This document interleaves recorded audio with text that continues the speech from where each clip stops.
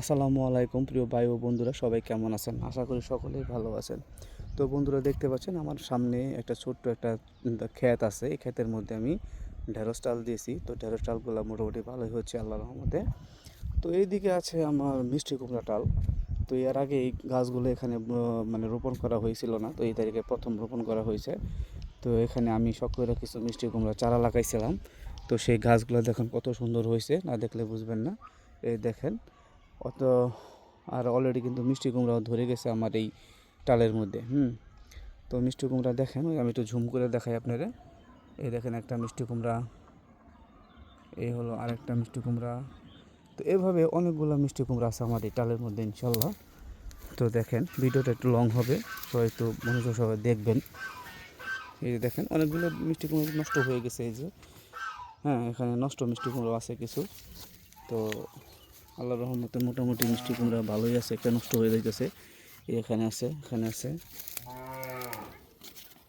তো এই যে একটা, ওখানে একটা বড় একটা মিষ্টি কুমড়ো হয়েছে, আপনাদের দেখাই।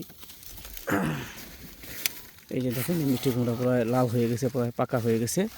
আর এখানে আছে একটা মিষ্টি কুমড়া, এই যে এতে কত সুন্দর ফুল ফুটছে। এইদিকে অনেকগুলো আরও মিষ্টি কুমড়া আছে। তো এই যে একটা দেখেন মিষ্টি কুমড়া, প্রচুর মিষ্টি কুমড়া আছে।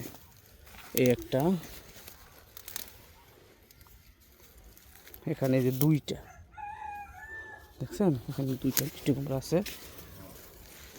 আর এই একটা, মানে মোটামুটি ভালোই মিষ্টি কুমড়া হয়েছে। তো আপনারা চাইলে কিন্তু এরকম বাড়ির আনাচে কানাচে জায়গা থাকলে তো আপনারা এরকম মিষ্টি কুমড়া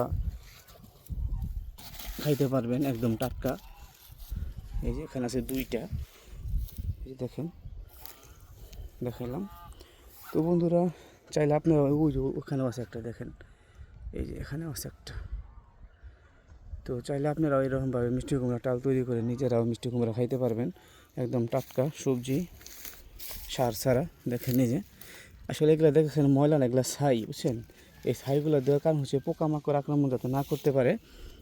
আর এই যে মানুষজনে কিছু ফুল তুলে ফেলায়, সকাল সকালে মিষ্টি কুমড়া ফুল উঠায় ফেলায়।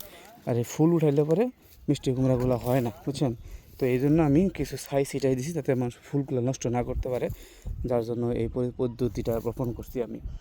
তো আপনারা চাইলে কিন্তু এরকম করতে পারেন। এদিকে আরও আছে, হ্যাঁ মিষ্টি কুমড়া কিন্তু অনেক পুষ্টিকর একটা সবজি। এদিকে আরও আছে, দেখেন এই যে, না দেখলে বুঝবেন না। আর মাঝে মাঝে ইঁদুরে একটু নষ্ট করছে, গাছগুলো কাটে কাটে দিছে। তো এই যে অবস্থা দেখেন, মাশাআল্লাহ, না দেখলে বুঝবেন না আপনারা।